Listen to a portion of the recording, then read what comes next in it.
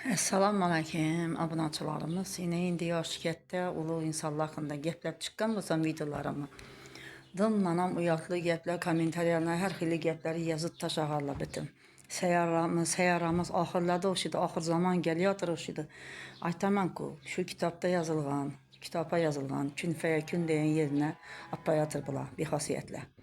Kime yakkan bolsa, yakadan bolsa görünlər şu kanalları girip yaxmanınız ötərə bərinlər. Mən eğer yalğan gəpləb durğan bolsam, bölməklə məni. Olacaq gəpi aytıb durtmam mən, bolub durğan gəpləri aytıb durtmam, günah gəpləri aytıb durtmam.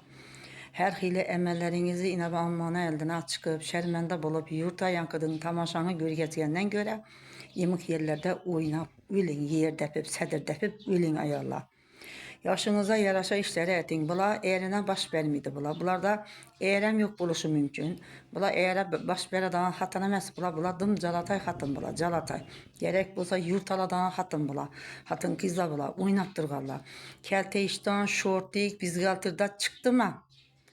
Eğerin hak hukuku yürmüydü o hocalıkta. Şu ayala yürmüydü. Başkaları yürse yürüydü. Bula duymaydan, bula gözlem duymuydu, başka nesem duymuydu buların. Gözü fakat buların şunçaki işlerde buladı. Bula cemiyetlerle ki hiç fayda gelip oturganı yok.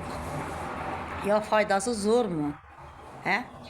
Cemiyetimizi bulğab, abroyunu kaçırışa hiç kimin hakkı yok.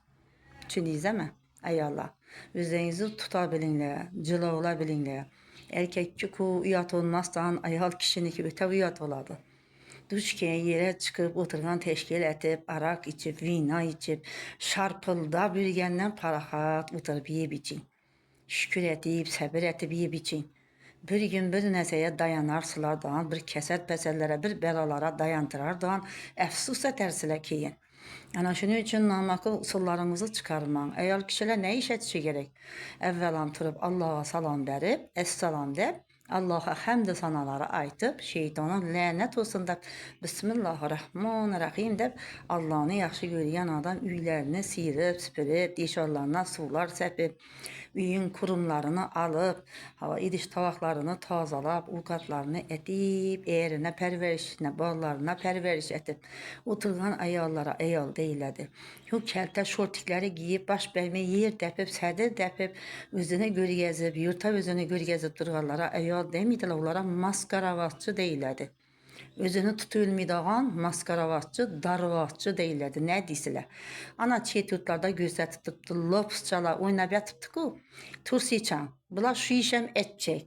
Hava sel yine bir giyin üyersinler bunlar terapene alıp, hava bunlar cemiyete dımcıvalı payda yattırdı. Bunlar sel cılavını üyere verin, şu işəm etmese tühtü verin. Hava şu işəm etmese, bu da halasa. Aparatığan eliniz dım zor, dım zor. Terbiyevi gəpləri aytqı adamları gəpi yakmasa bunlara. He? Axı aytınla ata-analarımız mütçəlli adamlar mənə rəhmət aytıb durdu. Hətta kiçkinə balalarımızdan, qızlarımızdan görüb məni rəhmət deyib durdu. Ya iki dana, bir dana negatifi var. Şunca adam içində 200, 300 min.